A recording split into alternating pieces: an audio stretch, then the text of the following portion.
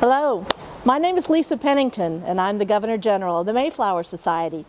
Today we're going to take a tour of Leyden Street, the oldest street in America that's been continuously lived on. And in fact, we're going to walk in the footsteps of the Pilgrims. Here we are at the base of what is called Leyden Street today, but at one point was called First Street, and before that, The Street by William Bradford.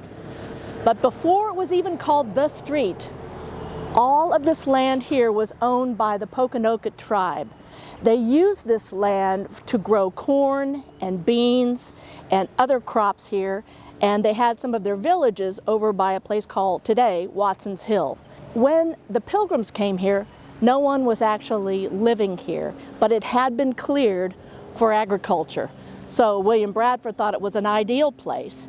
But in addition, one of the most important things were the hill at the very end was the tallest place around, and they knew they wanted to build a fort there. The other reason they wanted to settle here was right to my right, and that is Town Brook. This is beautiful gardens today, but it was all water not too long ago. And where the little bridge is where the Town Brook still is today. This is where some of the very first houses the Pilgrims ever built were here and here behind me. They were called common houses because they were for the common use of the Pilgrims. These houses are not built in 1620. These houses were mostly built in the 1700s and the 1800s by sea captains, but they stand on the same places where the Pilgrims first had their homes, which were made of boards and thatch. On the other side of the street from the common house, this blue house behind me, which was built in 1745 by Captain Isaac Doughton. But before it was Captain Doughton's house, it was Robert Hicks' house. He was a passenger on the Fortune, which came in 1621. And he had 4 children. He ended up buying pieces of land all the way back on top of near Coles Hill, all the way to what's called North Street now. He had 2 sons and 2 daughters. He built a house for himself here, and we know he built a second house where the garage is next door. One interesting question that people ask is, well, how big were the lots? How much land do we know that each of these people had? Well, it's based upon how large your family was. So for instance, if you were a Hopkins or a Brewster with a large family who survived the first winter, you're going to have more lots and more room. And then if you are a small family, you're going to have a smaller lot. Now here we are in a place that not too many people know about. It's called LeBaron Alley, but it is an ancient path that is at least 400 years old, possibly even older. It's between these 2 houses. It goes down here and all the way back to North Street. It was basically a path the Pilgrims used to go back and forth to their lands behind us or right here. So if you walk along this alley, you are walking in the steps of the Pilgrims. Now these 2 houses, we aren't exactly sure who lived here. We speculate that it probably was George Sewell, who was actually a servant of Edward Winslow and lived at the top of the street with Edward. After his indenture ended, he did marry and have 9 children. And we think it's one of these 2 houses. And one of the ways we have clues is the 1627 cattle, in a way, census that showed when families were put together, what families were combined. They would have been people that lived next to each other. One of the very first deeds in America was written in the hand of William Bradford. And he wrote a diagram of this street and he put 7 houses on it. We wish that he'd been able to complete it or the base part of it wasn't lost. But we think that Peter Brown lived here. And Peter Brown would later marry and have 5 children, actually, that lived here or about here. I'm standing on the spot which might have been Richard Warren's house. He had one of the largest families, 5 girls and 2 boys. But when he originally came, he was a single man. And he would have lived with one of the other families initially. But when his wife and 4 daughters came in about 1623, he had a house here. And we think he did not live here long. because the family was so large, they actually petitioned and received land near the Eel River, which is down south, and they had large tracts of land there, which Elizabeth Warren, after she was widowed, actually dealt with. I'm standing by the spot where Dr. Samuel Fuller would have lived. He lived with his wife Bridget, and then he had 2 children, again named Samuel, and a daughter named Mercy. But he also had his nephew, Samuel Fuller, who was the son of Edward Fuller, who passed away in the first winter. So they had a number of lots here because he was a doctor. He wasn't a farmer. He didn't want to have land outside of the downtown. And what's interesting is that when he passed away, he and his wife Bridget actually gave their lots to the meeting house and for the benefit of the ministers. And we know that the ministers actually used these lots and these houses for decades. This is the oldest house on Leyden Street, built in 1730, even older than the country. But before that, it was probably Francis Eaton's house. Francis lived here with his wife and 4 children. Sadly, he died relatively young, and his widow actually married another Mayflower passenger, Francis Billington. I'm standing in front of what would have been John Howland's lot.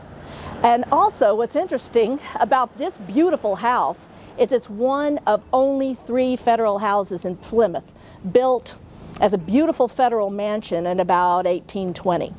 But before that, it was John Howland's house, where he lived with his wife and 10 children before they moved to Duxbury. But this was probably not the first place that John Howland lived. He probably lived up the street on the governor's lot when he was a single man and was the servant of Governor John Carver. I'm standing on the corner of Main Street and Leyden Street, and that corner could only belong to Stephen Hopkins, one of the most fascinating men on the Mayflower, who lived here along with his wife and 4 children. His family was intact after the winter. I'm standing here before the lot that belonged to William Brewster, Elder William Brewster, which acted as their minister since they did not have John Robinson, who had stayed behind in Leyden. And the other interesting thing is that William's family remained intact after the first winter. He had his wife and 5 children, and this house also became a home for the orphans. Little Richard Moore, whose 3 siblings had died the first winter, lived here until he was an adult. Also, Henry Sampson lived here, who was a single man at the time of the sailing. And even when Thomas Prince, who when he first came over, lived here before he married and eventually became a governor here of this colony.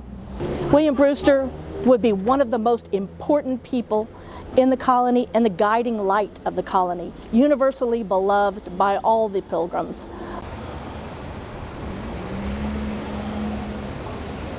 And here I am at the crossroads. 404 years ago, this was known as the highway. Today it's Main Street or Court Street, 400 years later. And this is now Leyden Street. This is the crossroads. And some of the very first houses were built on these 4 corners. You see Mr. Hopkins, Elder Brewster, here would have been John Billington, and over there Governor Bradford. Now here I am standing in front of the Billington house. John Billington and his wife Eleanor and their 2 sons, teenage sons, John and Francis, lived here around this spot. And one of the things about the Billingtons, they have the most fascinating stories that are written down by William Bradford. He did not care for the family. He called them that profane family. Here on this corner was the lot belonging to Governor William Bradford, and possibly before him, Governor John Carver. And William Bradford had probably a double lot here. Of course, he was, sadly, his wife died the first winter, so he was a single man. But after the next couple of years, he ended up marrying Alice Southworth and having about 4 children that lived here. But he also was housed many of the orphans that were here. Joseph Rogers, whose father, Thomas Rogers, died the first winter, Joseph Rogers lived here for 10 years before he married and left Plymouth. Also, Desire Minter lived here. Probably Elizabeth Tilley lived here as an orphan. And there was also Humility Cooper probably lived here. I'm standing in front of the lot that would have belonged to Isaac Allerton and his wife and 3 children. His first wife actually died the first winter, Mary Norris Allerton, and he married in about 1626 Fear Brewster, William Brewster's daughter. And they had 2 more children.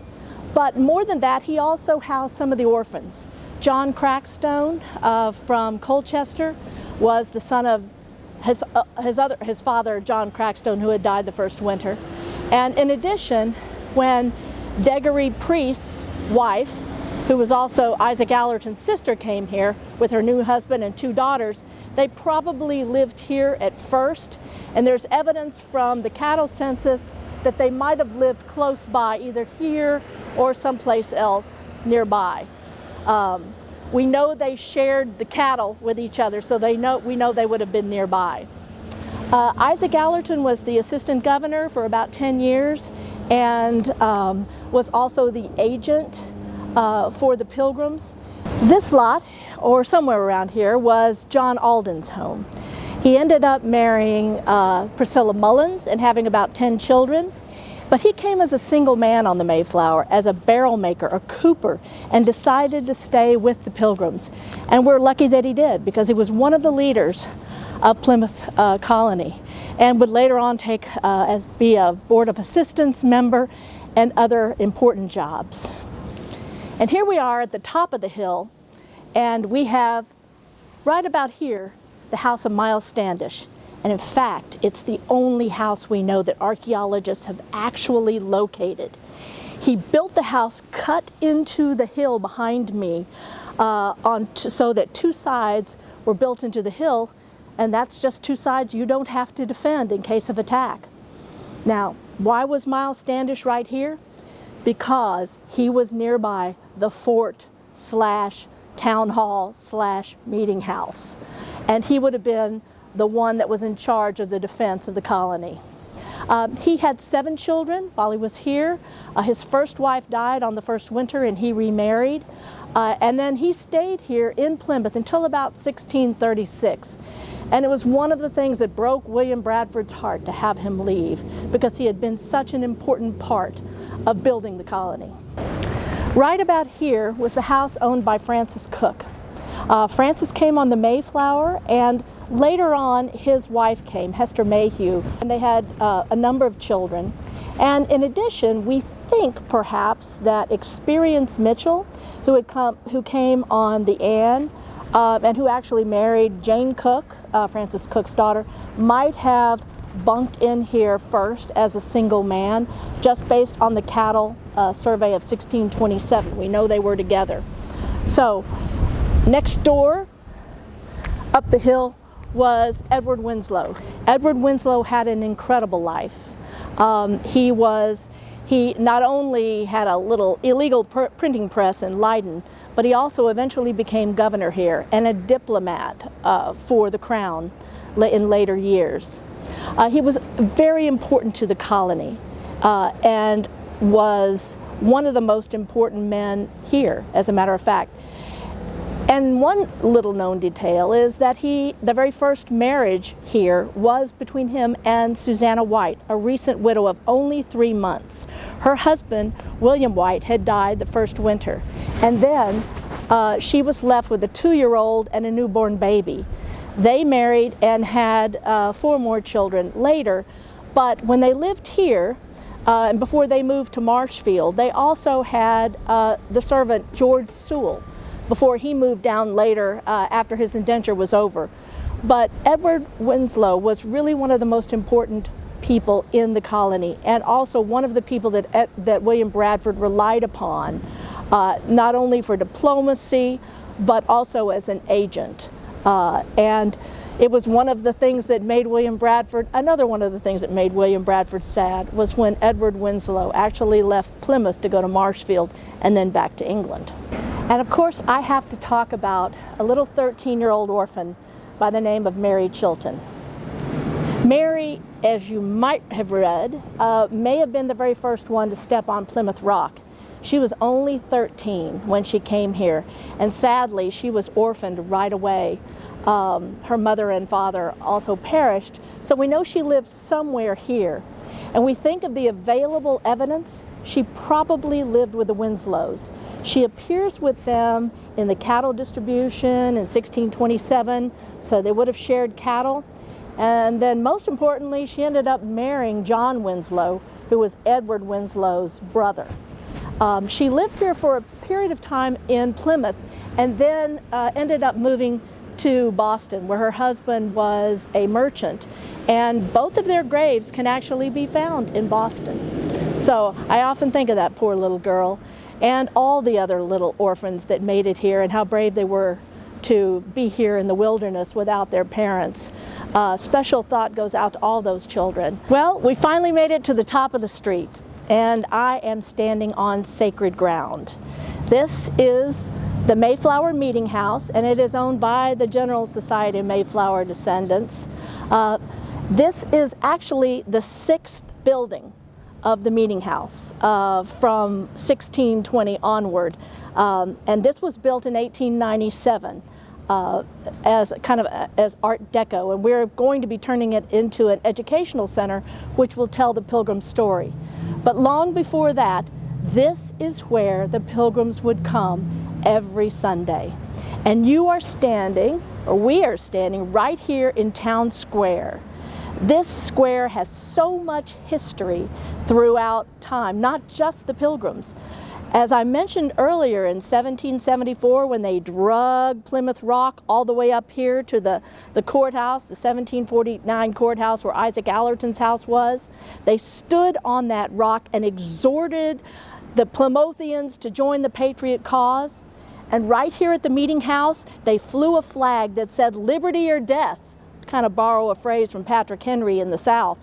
They also had a liberty pole right here in the center of the town, and this is where the meeting house would ring the bells to call a militia during the Revolutionary War, and where all the town would gather to hear the latest news. Here we are at one of the most important places in North America, the site of the first fort built in 1621.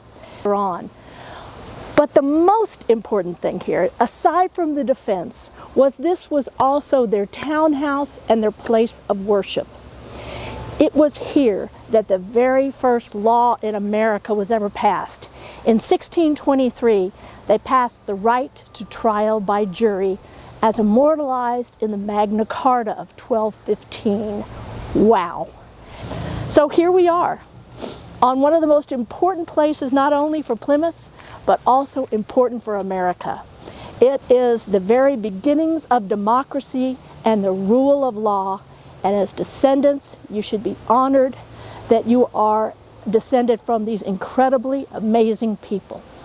Thank you for coming along with me in the footsteps of the Pilgrims. I hope you've enjoyed your walk.